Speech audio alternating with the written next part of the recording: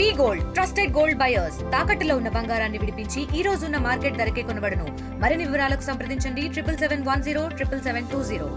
మల్కాజ్గిరి రాజకీయాల్లో ఒకవైపు బగ్గుమంటుంటే మరోవైపు సీనియర్ లీడర్ రాధాకృష్ణ పైన కూడా ఆరోపణలు వస్తున్నాయి. మా ల్యాండ్ని కబ్జా చేసి మమ్మల్ని బెదిరింపులకి గురి చేస్తున్నారు, మా కుటుంబం అంతా కూడా రోడ్డు మీద ఉందంటూ కూడా ఒక కుటుంబం వచ్చి ఆర్టీవీకి వీడియో ఇవ్వడం జరిగింది. వాళ్ళు మాట్లాడారు.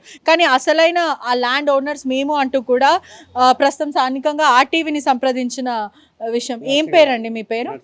ఈ ల్యాండ్ ఎప్పటి నుంచి ఉన్నది? ఒకవైపు వాళ్ళు చూసుకుంటే కూడా ఈ ల్యాండ్ అంతా కూడా మాదే. 515 నుంచి 518 వరకు కూడా ఇదంతా మాదే. మీరు రాధాకృష్ణని చేతిలో పెట్టుకొని బెదిరింపులకు గురి చేస్తున్నారు, వాళ్ళ మీద దాడులు చేస్తున్నారు అంటూ కూడా వాళ్ళు ఆరోపిస్తున్నారు. ఈ ఆరోపణల గురించి ఏం చెప్తారు? ఏం చేయట్లేదు, అదంతా తప్పు ఫాల్స్ ఎలిగేషన్. అది మా అన్న సొంతం, ఎవరో కాదు, మా అన్న కాబట్టి ఇప్పుడు ఆయన హ్యాండ్ ఓవర్లో పెట్టాం. మా దగ్గర ఏం లేదు, డబ్బులు లేదు, ఏది లేదు మేము చేయడానికి. అందుకోసం అని మా అన్నని దాంట్లో ఇన్వాల్వ్ చేసుకొని మేము చూసుకుంటున్నాం. అంటే మాకు మ్యారేజెస్ కానీ ఏది కానీ ఆయన సపోర్ట్ చేసి అన్న మొత్తం మాకు చూసుకుంది ఆయన్నే ఇప్పటివరకైనా. వాళ్ళు ఏంటంటే ఇప్పుడు మేము వెళ్ళినా కూడా మీరు మాతో వచ్చినా కూడా అక్కడికి వచ్చిన 2 నిమిషాల్లో మీరు పక్క జరగగానే మళ్ళీ లొల్లికి వచ్చేస్తారు ఈజీగా. అందుకోసమని ఆ భయంతో మేము అక్కడికి రాలేము, అంతే. వాళ్ళు అక్కడ ఉంటున్నారు, మేము ఉండట్లేదు. అది ల్యాండ్ ఎప్పుడు కొనుగోలు చేస్తారు? అసలు ఈ ల్యాండ్ వారసులు ఎవరు? వారసులు మేమే. మా నాన్నగారు కొన్నారు మా అమ్మ పేరు పైన. అది 30 జూలై అండ్ 1973 అప్పుడు కొన్నారు. అది అప్పుడు మా అమ్మ పేరు పైన కొన్నారు. వాళ్ళు ఏంటంటే అప్పుడు తర్వాత కొన్ని రోజుల తర్వాత వాళ్ళు ఏదో రెంట్ కోసం అని అడిగేసి వచ్చారు. వాళ్ళు దాన్ని మెల్లమెల్లగా అట్లా కబ్జా చేసుకున్నారు. అప్పుడు ఏంటంటే మా నాన్నకి అందరూ ఆడపిల్లలే ఉన్నారు, మేము ఎవరైనా చిన్నపిల్లలు అంతా మొత్తం. అట్లా దానివల్ల ఆ ప్రాబ్లం వల్ల మేము అక్కడే ఉండేవాళ్ళం, మా డిమెట్లోనే ఉండేవాళ్ళం. ఆ ఎదురుగా ఇల్లు మాకు ఉండేది ముందు. అయితే మాకు ఆపోజిట్లో ఆ ల్యాండ్ ఉంది, అంతే.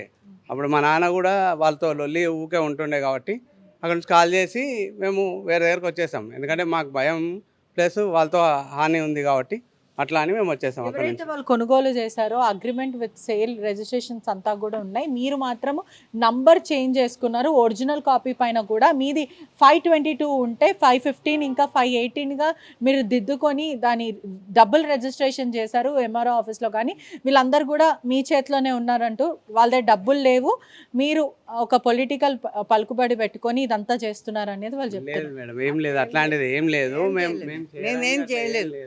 ఎప్పుడు మా పిల్లలకి చిన్నామె పుట్టినప్పుడు మేము కొన్నది, అప్పుడు కొన్నది. ఆయన ఒక్కడే బాధపడ్డారు. చిన్న పిల్లలు అందరు, ఆడపిల్లలు 4.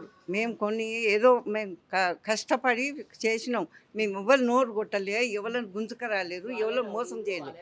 కొన్ని 30 సంవత్సరాల దాకా ఆయననే అదైండు. ఆయనకు కండ్లు కనబడక బాధపడి అయితే 2 ఆడపిల్లలు పెళ్ళికున్నారు.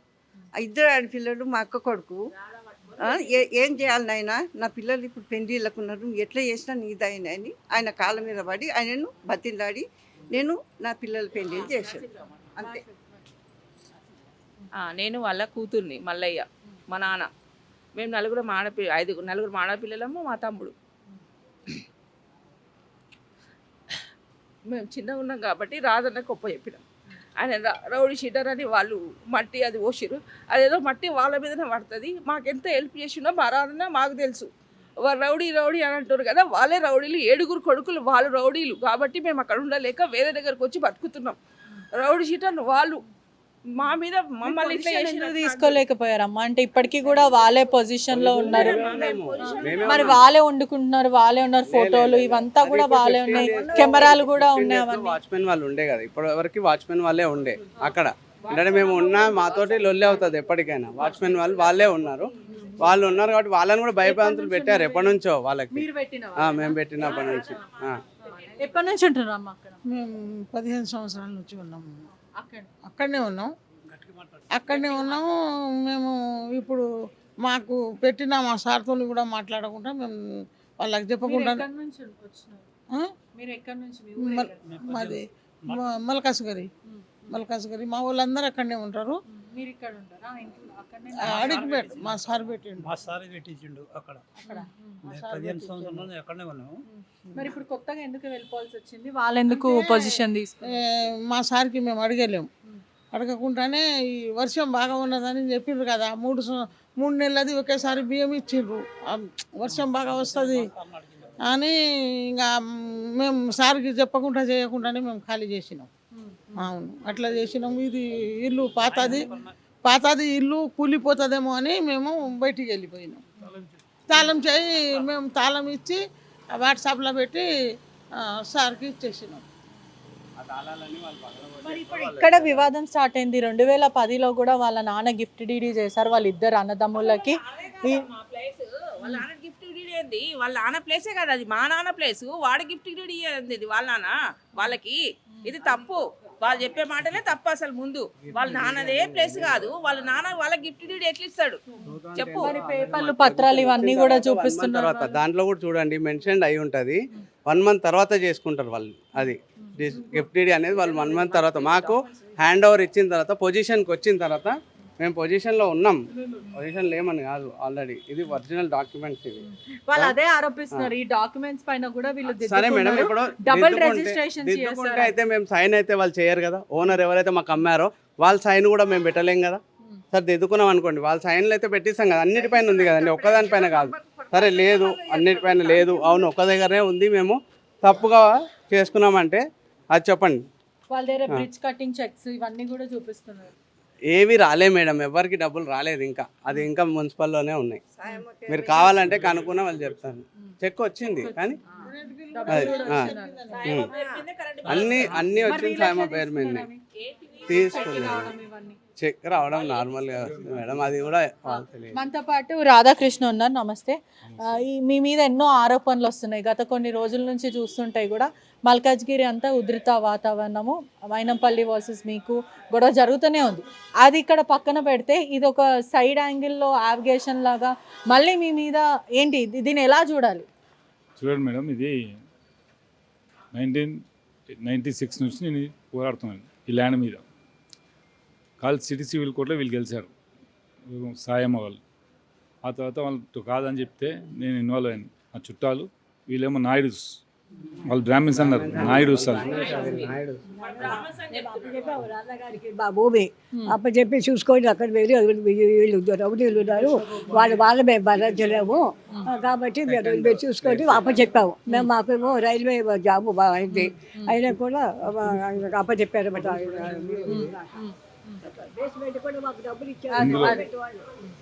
ఇందులో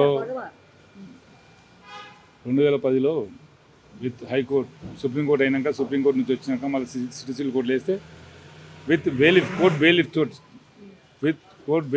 బెయిలిఫ్తో సహా వచ్చి మాకు ప్రొటెక్షన్ ఇచ్చారు. పంచనామా ఉంది, పోలీస్ ప్రొటెక్షన్ ఉంది, పంచనామా ఇచ్చాడు, బెయిలిఫ్ వచ్చాడు కోర్టు నుంచి. అందరూ వచ్చిన కానీ కాల్ చేశారు వాళ్ళు. ఇప్పుడు గిఫ్ట్ డీడీలు ఏం రాశారంటే 254 గజాలను రాసుకున్నారు. అది 520 గజాలు స్థలం. రోడ్డు వైండింగ్లు 180 గజాలు పోయింది. దాని కాంపన్సేషన్ కోర్టులు నడుచుకుంటూ వాళ్ళే తీసుకున్నారు. ఆ కాంపన్సేషన్ మాకు రావాలి, వాళ్ళు తీసుకున్నారు. అది కూడా తప్పే.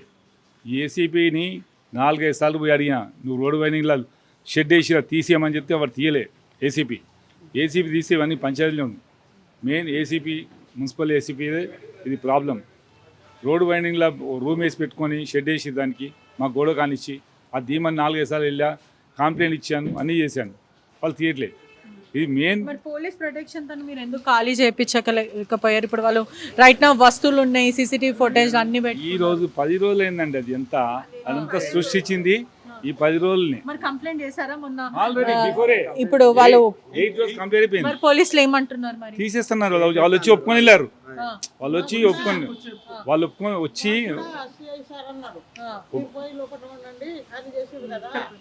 వాళ్ళు వచ్చి సిఏ గారు ఎస్ఐ గారితో మాట్లాడారు.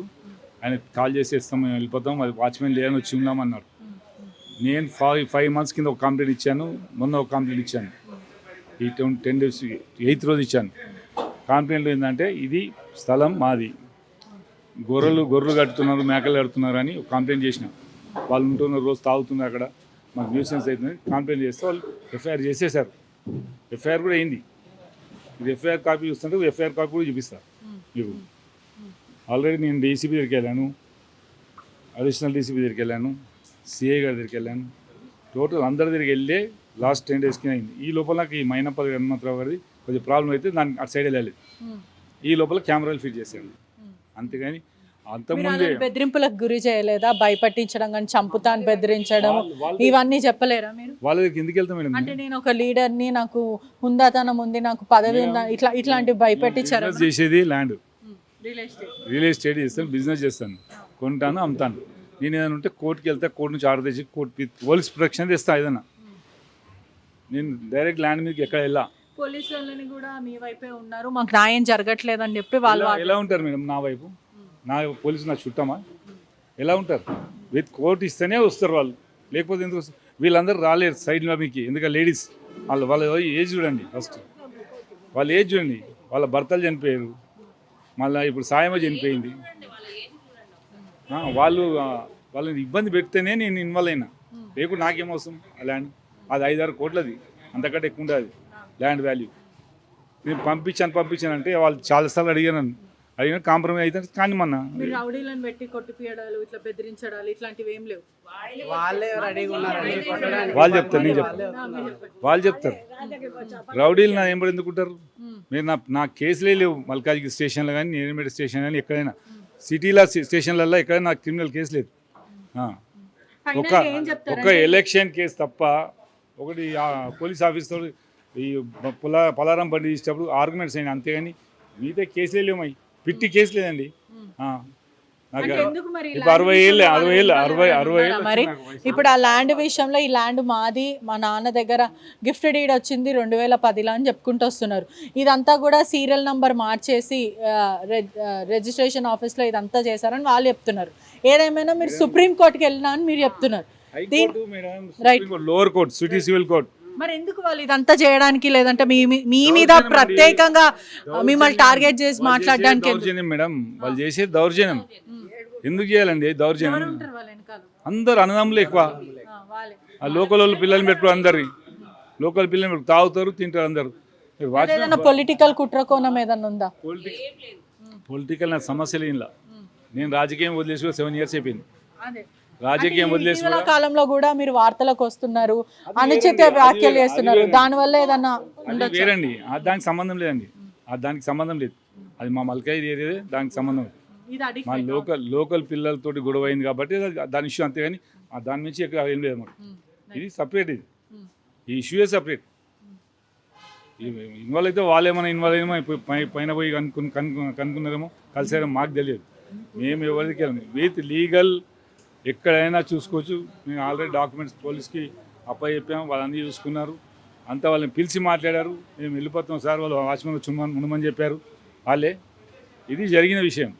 ఒక హిందూ అయి మీరు గుడిని కూలగొట్టారంటూ బిగ్గెస్ట్ ఆరోపణ ఇది. ఎందుకంటే అమ్మవారి విగ్రహం అక్కడ ఉన్నా కూడా దాన్ని తగలబెట్టారు.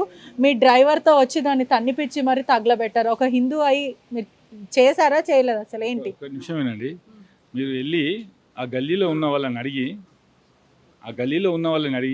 ఎవరైనా గుడికి ఎప్పుడైనా వెళ్ళారా అందులోకి అని అడగండి. ఫస్ట్ అది ఎంక్వైరీ చేసేయండి, ఆ తర్వాత నేను మాట్లాడతాను. గుడి లేదు, బడి లేదు. ఇప్పుడు గుడిలు ఉంటాయి, గుడి ఉందండి, గుడి ఫొటోస్ ఉంటాయి కదా, మీరు పాత గుడికి పబ్లిక్ వస్తారు, వాళ్ళంతా ఉంటాయి. మేడం మా కోర్టు ఆర్డర్ అన్నీ చేసుకుంటారు. మేము కావాలని క్రియేట్ చేస్తారు అంతే. క్రియేట్ వాళ్ళు దీంట్లో కూడా ఉండాలి కదా. దీంట్లో వెల్ ఉంది ఆల్రెడీ, దీంట్లో వెల్ ఉంది. వెల్ ఎక్కడ పోయింది? గుడి అంటున్నారు, గుడి చూపిస్తాను. వెల్ బావి ఉండాలి. బావిని మూసేసిరు వాళ్ళే కదా. మరి బావి లేదు కదా, మరి ఇక్కడ ఉంది కదా, దీంట్లో ఉంది కదా మేడం. సరే మీరు దీంట్లో ల్యాండ్ కదా, పేపర్ ఏం చేసినా వాళ్ళు తప్పుడు ఆరోపణలు చేయడం, వాళ్ళు ఓడిపోయారు అన్నింటిలో. ఎక్కడ లేదు. ఇప్పుడు గిఫ్ట్ డీడ్ తీసుకున్నాను కూడా మళ్ళీ సిటీ సివిల్ కోర్టు వేశారు, మళ్ళీ అక్కడ కూడా డిస్మిస్ అయ్యాను. ఎన్ని కోట్లని నేను మేనేజ్ చేయగలుగుతాను? సుప్రీంకోర్టు అయినా మన చుట్టం కాదు కదా, ఇక్కడ లోకల్ అంటే మనం మేనేజ్ చేసినాం. సుప్రీంకోర్టు ఏం చేస్తుంది? 1 dayలో కట్ చేసింది. 1 day ఫీజు 3 లక్షలు, 1 day ఫీజు 3 lakhs పే చేశాను. వాళ్ళు కూడా 4 లక్షలు పే చేసినవచ్చు. మీకు అన్ని ఓడిపోయారు కాబట్టి వాళ్ళు కూడా పే చేసినవచ్చు. కానీ అన్ని తప్పు ఆరోపణలు చేస్తున్నారు. వాళ్ళు వెళ్ళుంటే వెళ్ళమని కోర్టుకి వెళ్ళి పోలీస్ ప్రొటెక్షన్ తెచ్చుకోమని, న్యాయ పోరాటం చేయమని, ఆర్డర్ తెచ్చుకోమని, కొట్లాడమని, తీసుకోమని. వద్దనట్లేదు మనం. వాళ్ళ అగ్రిమెంట్ మీద ఒక అగ్రిమెంట్ లేకుండా కొట్లాడుతుంది. సేల్ డీడ్ కూడా చూడలేదు మీరు. సేల్ డీడ్ ఉందా? చూపించారు ఏం చూపించారు? papers. ఏం చూపించారు? పత్రాలు చూపించారు నాకు. అసలు కాదు, ఇట్లా మేము ఇట్లా ఓపెన్ Original చూపిస్తాం papers చూపించారు కానీ camera madam. Gift deed original చూపించారు, మిగతా డాక్యుమెంటే లేదు వాళ్ళ దగ్గర. మీ ఆ డీడ్లో మీరు గిఫ్ట్ డీడ్లో కూడా వస్తే ఈ డాక్యుమెంట్ నంబరే లేదు అందులో డాక్యుమెంట్ నంబర్ కూడా లేదు. అదేం ప్రయోజనం? డాక్యుమెంట్కి వాల్యూ ఉండాలి, ఎథిక్స్ ఉండాలి డాక్యుమెంట్ అంటే. ఆ ఎథిక్స్ వెళ్ళేవాళ్ళు ఈ ముసలి వాళ్ళు దాని మీద కొట్లాడుతున్నారు ఇంకా బుద్ధి లేకుండా. ఓ నా మీద మట్టి వస్తువులు ఏం పోసుకొని మట్టి దేవుడు అన్నవాడు ఉన్నాడు. నేను మలకాయల్లో ఎన్ని గుళ్ళకి డొనేషన్ చేస్తే నాకు తెలుసు. వాళ్ళు ఏమన్నా గుడికి అన్న చూసి చేసినా చూపిమని వాళ్ళు పెద్ద మాట్లాడుతున్నారు, గుడి కూలగొట్టినా కూలగొట్టినా. నువ్వు మలకాయలో పోయి మీరు ఇప్పుడు కూడా మీకు చెప్తున్నా మేడం, మీరు పోయి మలకాయల్లో రాధాకృష్ణ యాదవ్ ఏంది అనేది మీరు కనుక్కోండి ఫస్ట్. నేను సోషల్ వర్క్ ఇప్పుడు చేస్తున్నా, సోషల్ వర్కర్గానే ఉన్నాను. ఎన్ని టెంపుల్స్కి డొనేషన్ చేస్తాను, మండపాలకు వినాయకుడి దుర్గామాతలకు కూడా డొనేషన్ చేస్తాను. అట్లా ఉంటాం కానీ ఇది అమ్మవారి గుడి పిలిస్తే మాకేమొస్తుంది? ఒక 10 లక్షలు పెడితే అమ్మవారి గుడి మంచిగా కట్టచ్చు, పెద్దగా కట్టచ్చు. గుడి కట్టడం పెద్ద పని. నేను గుడి చాలా కట్టించాను. మీరు ఏదైనా గుడిలో పోయి చూసుకుంటే నా పేరు ఉంటుంది, అదేం ప్రాబ్లం ఉండదు. మంచి మర్యాద. నేను మొన్న టెంపుల్ కట్టాం, దానికి పేర్లు వేయొద్దని చెప్పాను. గుడి కట్టి ఆంజనేయ స్వామి గుడి కట్టాం, పేర్లు ఎక్కడ వేసుకోవద్దని చెప్పాను.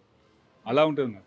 ఇప్పటికే కూడా మల్కాజ్గిరి అంతా కూడా ఉధృతం ఉన్న టైంలో కూడా ఒకవైపు రాధాకృష్ణ మాట, ఈ ల్యాండ్ మాత్రము వీళ్ళదే, అవాస్తవము, నా మీద చేస్తున్న ఆరోపణలంతా కూడా అవాస్తవము. అదే కాకుండా నేను ఎవరిని కూడా ఎక్కడ బెదిరించలేదు, వాళ్ళంతా కూడా అన్నదమ్ముల్లాగా రౌడీలాగా ప్రవర్తించి వీళ్ళపైననే దాడికి వస్తున్నారంటూ కూడా వీళ్ళు చెప్తున్నమాట. Cameraman విజయ్తో పెట్రిషా reporting, RTV Hyderabad.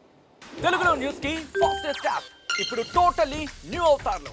Just 5 seconds లో కంప్లీట్ న్యూస్, సోషల్ మీడియాలో ట్రెండ్స్ కి one stop solution, live TV app, voice search option తో ఇప్పుడే డౌన్లోడ్ చేయండి లేదా అప్డేట్ అయిపోండి. యాప్ లింక్ డిస్క్రిప్షన్ లో ఉంది.